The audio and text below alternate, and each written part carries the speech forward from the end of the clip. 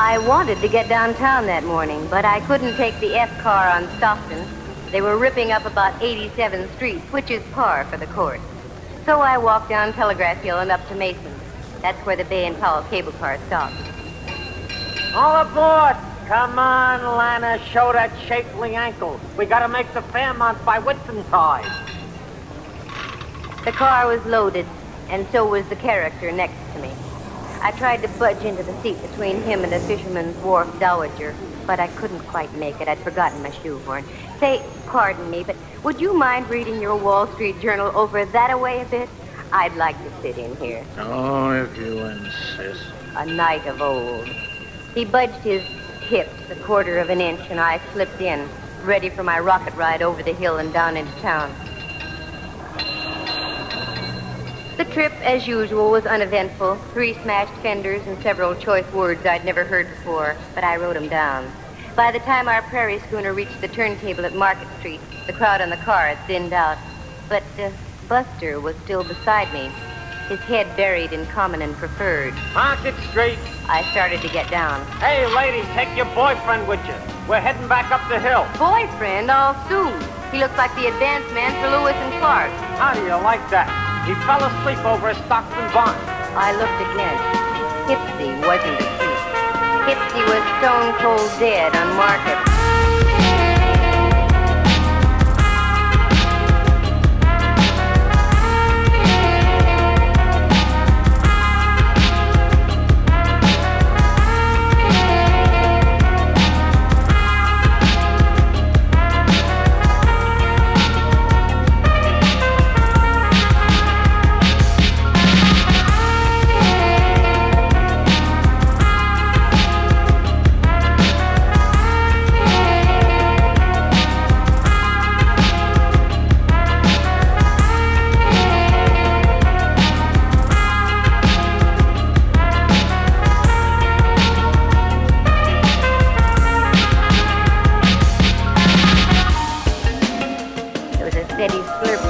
Blood trickling down his vest just north by northeast of the equator. After a half-hour wait full of questioning by homicide legsmen, I knew my morning shopping tour was rained out. And after all, I was only going to buy an emerald clip to match the glint in my eye. Well, that would have to wait. I knew the next step. I grabbed a cab home.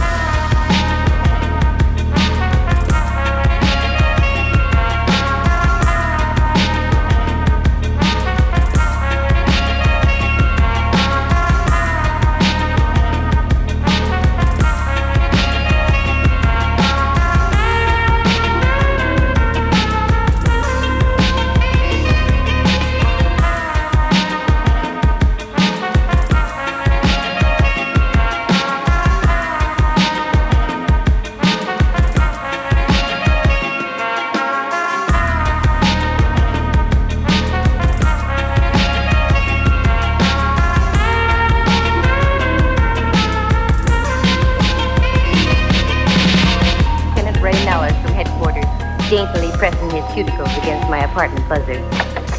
I've been expecting you. Come on in, Mellor. You've been expecting me? Have a drink? No, I'm not in the mood.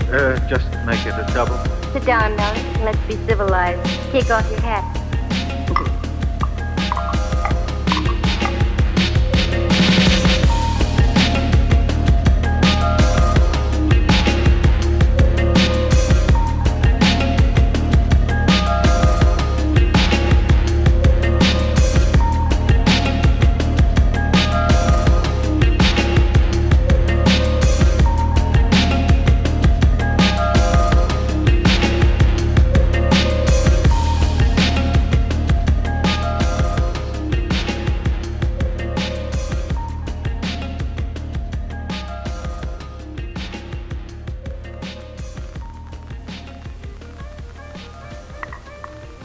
Like I've said before, Candy, you've got a pretty view from here. Oh? Wait till I turn around. I mean from your window. Look at that ship down there, just docking. Where? Down there. There's romance for you. Probably just in from the Far East. Here's your drink. Oh, thanks. You know, it is sort of romantic. Don't you think it'd be fun to jump on a tramp like that and whisk off to the South Seas? Hmm? On a honeymoon? No. That's what I thought. South Seas. Mallard. Don't call me Mallard. Why not? We're just playing for ducks, aren't we? Oh, very crisp. Playing for ducks. No, Candy, we aren't. Not in this case. We've got a dead man in our hands. Rudy Toot shot right through the heart. And you were sitting next to him. Sure. Go on now, get out of here. What? You heard me. Lift your hindquarters and get back to headquarters. Candy, I don't like that look. You've got something on your mind. Yeah, but you wouldn't recognize it if I told you about it. One word of warning. Don't dabble. You're in deep enough. Got it? Got it. Here's your hat. Grab it. So long, Mallard. See you around a jailhouse sometime.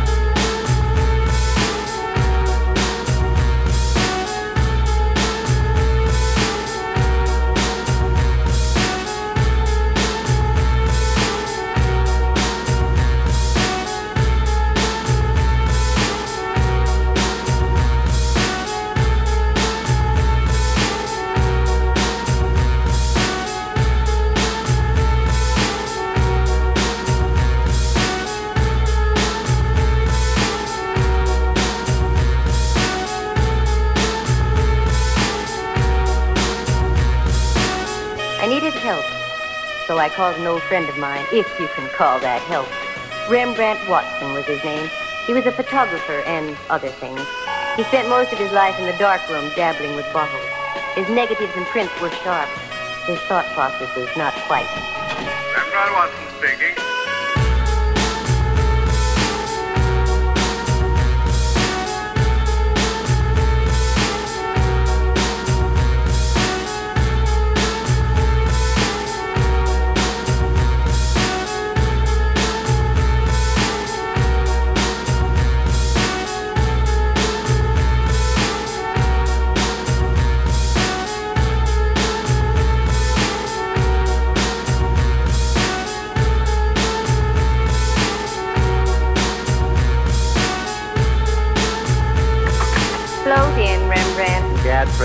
Where's the man to take me cloak, gloves, and topper? You're wearing a sport coat and slacks, and you know I have no man. Therein lies your basic trouble, my dear. You have no man. Now, Rembrandt. Every man should have a woman. Every woman should have a man. It's the incontrovertible law of the universe. Candy, you should have a man. You.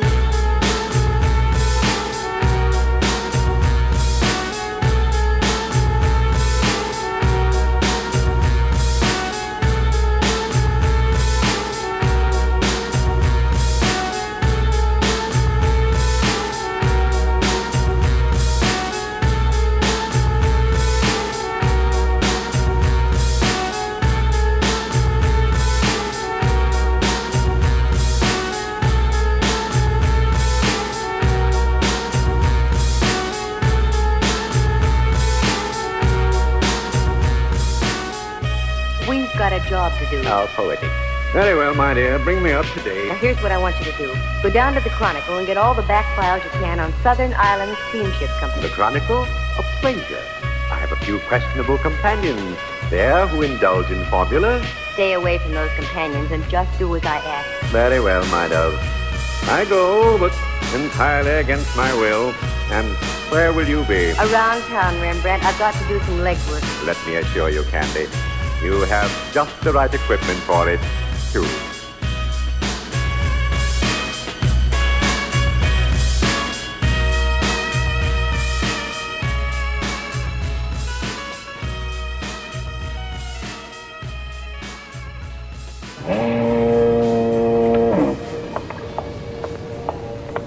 What a joint. I'll bet they mount slit gullets on the walls instead of deer heads. Well, come on, Candy. Get your tools out and screw up your courage.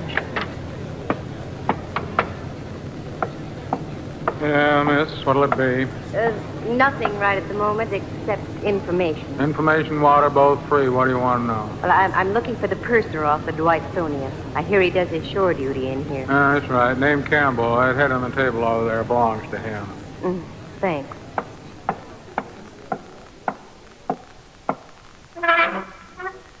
Hello, sailor. Hey, Campbell. Wake up. Oh, we go. Come on, snap out of it. Who are you? do you want? My name is Candy Matson. I want to ask a question. No, I'm only drinking. Go away. Not until I find out what I want to know. Dwight Ellsworth was murdered this morning. What? I thought that would bring you to. Huh? What do you want to know? Where did his brother live? That's stupid. He lives out in Stickley. 25 Jackal Road. Good.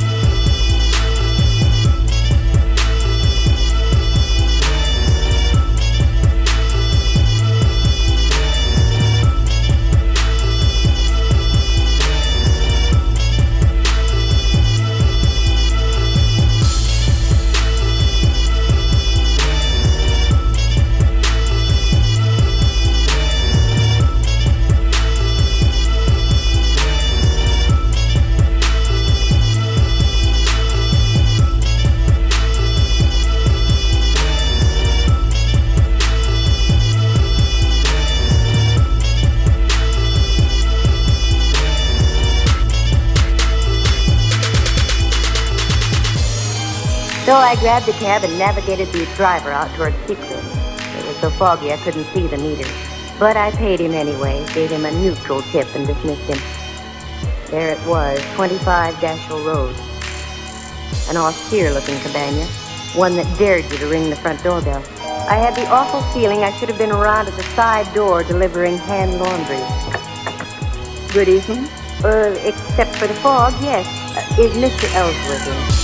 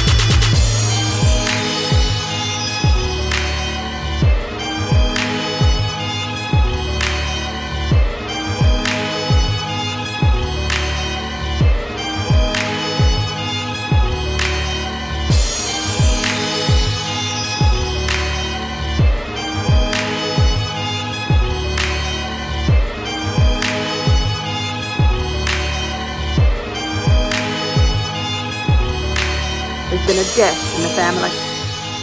I know. That's why I'm here. She ushered me into a large ceilinged living room, and there on the divan was my boy, his head lowered into his hands and quite obviously touched. Quite Roger, this young lady is here to see you. I don't believe you mentioned your name. Candy Matson. You see, I'm a private detective. Oh, one of those persons. The police think I'm connected with the case in some way, so I'm here for a double purpose. I'm listening, Miss Matson. Roger, I forbid you to speak with this woman. Too late, Mrs. Ellsworth. Now, this is it. I'm in this business to make money. Give me a check now for $300, and I'll find out who killed your brother. And I'll also clear myself. Naturally, you want to see the killer of your brother brought to justice, don't you, Mr. Ellsworth? Yes. Here, I'll make a check out right now. Thank you.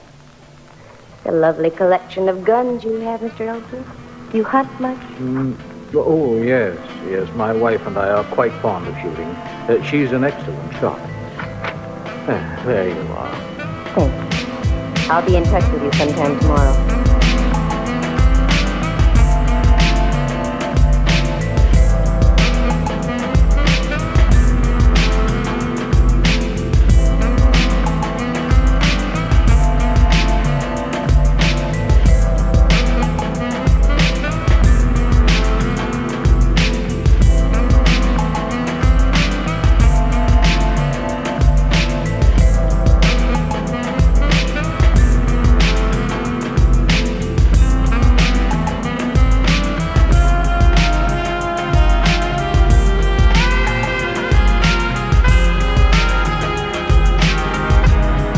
buzzed that downtown. I wanted to cash that check in a hurry. I knew of only one person who would give me the crisp green at that hour of the night. Uncle Charlie, the honest miller who ran the chase room. Uncle Charlie, in the strict sense of the word, was a gentleman. So with a tender little pat on my cheek, she cashed the check and I went up Telegraph Hill and home.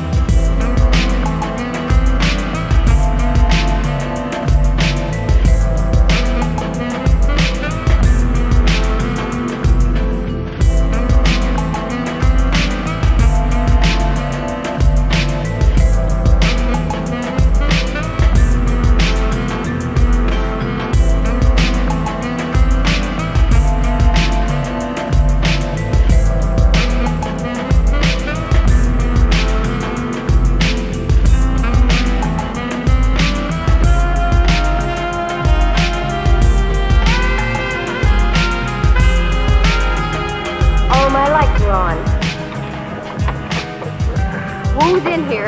All right, speak up. Oh, Candy, the light of my life. Come join our party. Oh, Rembrandt, you gave me a scare. You don't scare easy either, Candy. Got something on your mind? And Mallard. Well, how ducky, a midnight soiree. What goes on here? What? You're in on something and I want to know about it. Oh, Mallard, believe me, it's nothing. I'm just trying to parlay a couple of hunches. Tall hunches. Look at all those clippings on the South Sea Island Steamship Company. What are they for? I had remarkable success down at the Chronicle. There's everything you want on that steamship line now. But don't forget, the boys down at Kearney Street headquarters don't love you the way I do. 2 days. No more or less. I gotta go.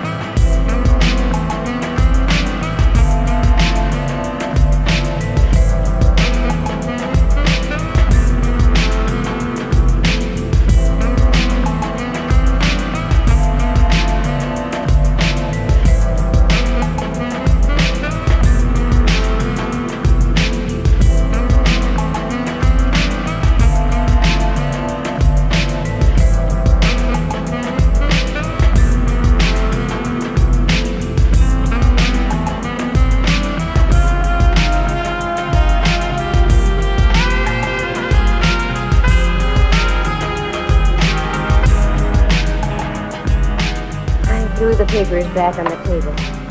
Helped myself to some of Rembrandt's formula. Turned down the lights and went out on the porch. The bay was dark except for an occasional path of light from a passing freighter. I sat down to think and think. Then, quick, just like that, 2 little tumblers and my mind fell into place. Only one thing to do, and that was to do it the hard way. The next morning, just as the ferry building siren was announcing 8 o'clock to downtown San Francisco, I got Rembrandt on the phone. Candy, what on earth are you calling me for at this hour? Can't help it. There's work to be done. I did my work last night so extremely well that I'm just going to bed now. Sorry, you'll just have to delay your sack time. Meet me at the corner of Mason and Union in 10 minutes, right where the cable car stops. Now, what are we going to do? We're going to take a cable car ride. What? Union and Mason in 10 minutes.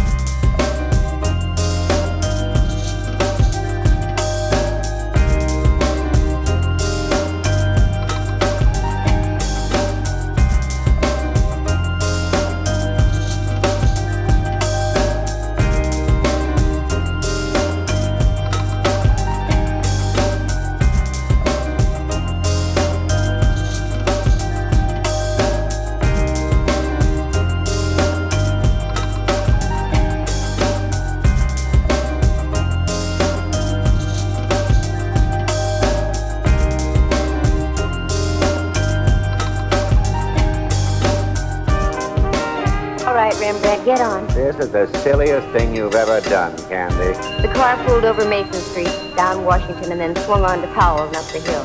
Now I watched the buildings and apartments carefully. It was a little red brick building, now a big apartment house. Well, only one thing to do. Canvass all those blocks between Washington and Bush.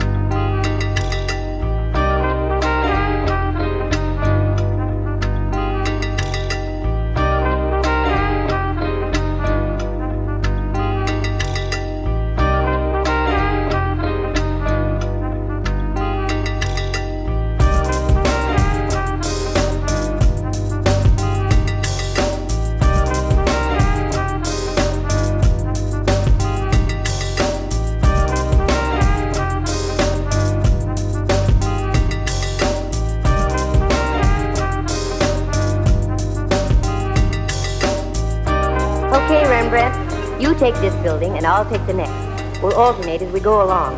Ask if a tall woman with a horsey face and dressed something like Queen Victoria ever lived around here. Oh, Candy. I know it sounds wild, but it's got to be done. A horse with a tall face and dressed something like... Oh, Rembrandt, look at me. Get that smoke out of your brain. A tall woman with a horsey face and dressed something like Queen Victoria. You got it? Got it. Okay, get going.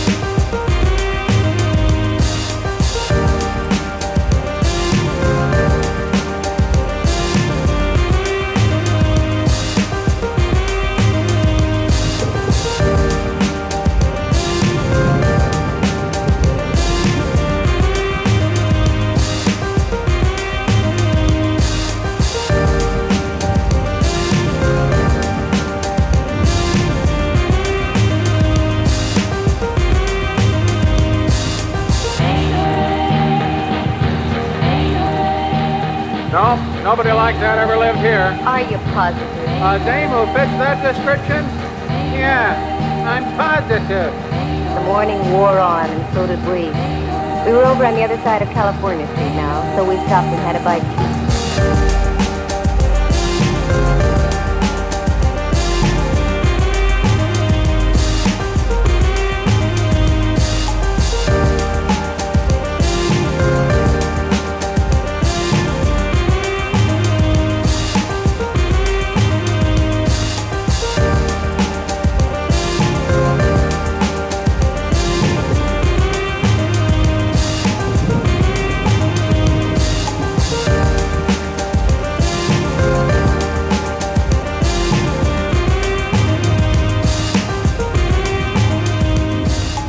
There, just on the other side of Clay, in front of a 3-story red brick house, was a police squad car. There was a little knot of people gathered around. Daintily lifting my crinoline, I did a Mel Patton down the block and up the front steps. I didn't have any trouble finding the room. The door was wide open, and there was a body on the floor. 4 representatives of the law were buzzing back and forth. One of the buzzees was Mallard. Why is it you're always around the extremely dead, Candy? I've got no time to brandy the ad-libs, Mallard. Who is it? I don't know yet. No identification. Let me see.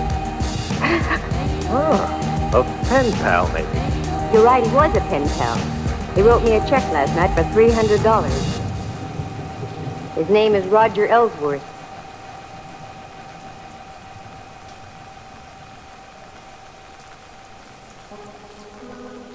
The moon was coming up over Diablo and spraying a path of silver on the bay. Still no Mallard. I wondered what could be wrong. Well, this was it. This was the showdown. Have you seen a tall face with a horsey woman? Oh, Rembrandt. Candy, I'm so mad at you, What was that? Your window, Candy, it just shattered. What? Oh, wait a minute. That window didn't shatter by itself. Quick, get the lights, Rembrandt. Now duck down here. Candy! Candy, are you all right? Yes, I'm all right. Where are you, Mallard? Over here, 2 houses over. We've got your girlfriend trapped on the roof next to you. Don't move and stay covered. Okay. All right, Mrs. Ellsworth. Are you coming down peacefully, or do we have to play cops and robbers? I'm not coming down until I get that candy knife. She did it! She forced me to kill my own brother-in-law!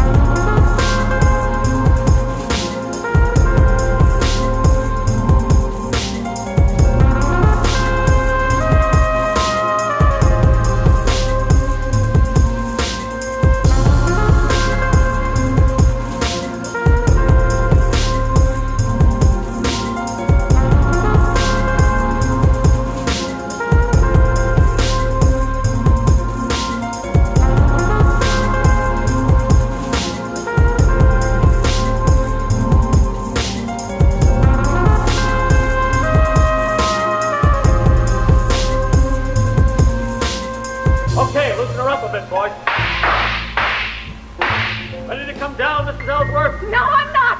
That hateful woman. She's ruined my whole life. All my plans. Just because of her snooping and prying. She's going to die, I tell you.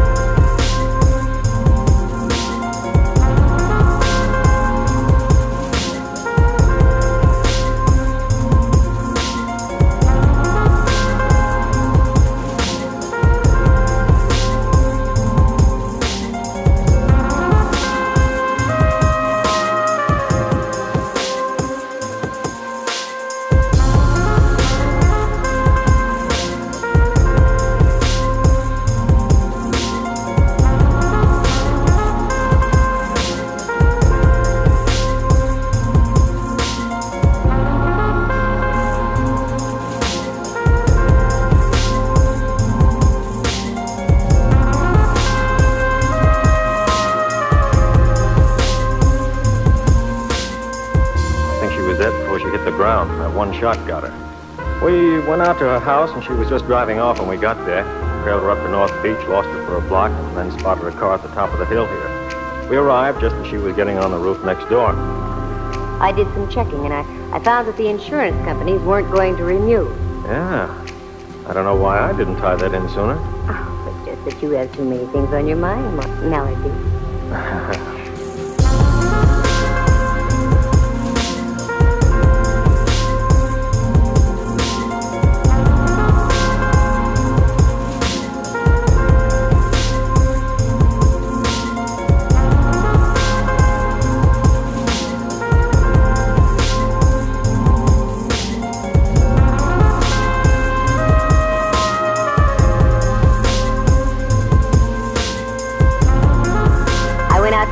Dasher Road, and when I left, I was pretty sure the old girl had knocked off her brother-in-law. Why? Well, for several reasons. One, she was a venomous old witch. Two, you've never seen such a collection of guns in all your life. And her husband admitted she was a darn good shot. I also saw one little pot gun that was very interesting. It had a silencer on it. Uh-huh. That was the one she used on you tonight. And also the one she used on Dwight Ellsworth from the window of that apartment where you found her husband. How do you know? Go back there. You'll see a nice little bullet hole in the curtain with burned powder all around it. Now, don't tell me that... Yes, I'm telling you that she rented that place knowing that her brother-in-law always went downtown on a certain cable car. She waited that morning until we were riding by, and she plunked him. I have now heard everything. And the reason? Dwight Ellsworth, rather than fighting the insurance companies, had decided to sell his steamship line. But the old gal thought she'd beat him to the punch by knocking him off. The steamship company would then fall into her husband's hands. Yeah. What about her husband? Well, after he gave me the check and I left, they evidently had a fearful row, and she spilled the beans. Somehow she lured him down to that place on Powell and gave him some lead poisoning, too. And that's all there is to it.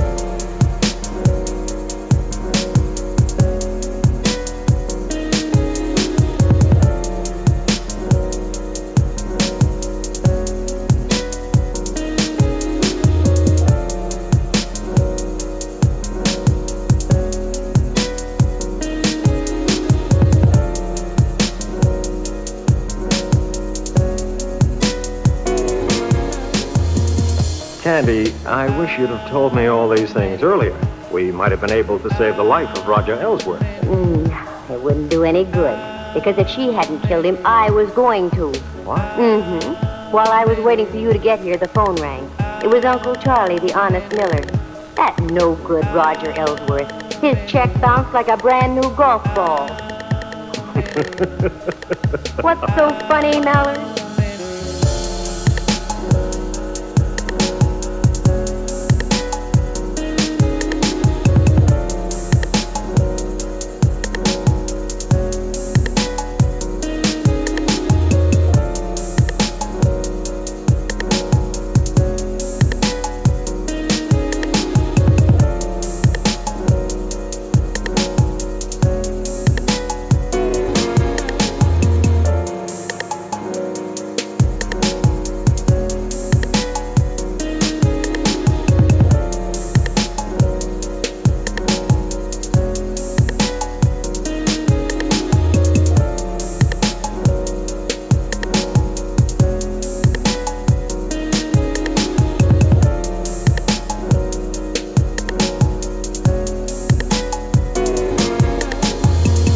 That's the way it goes.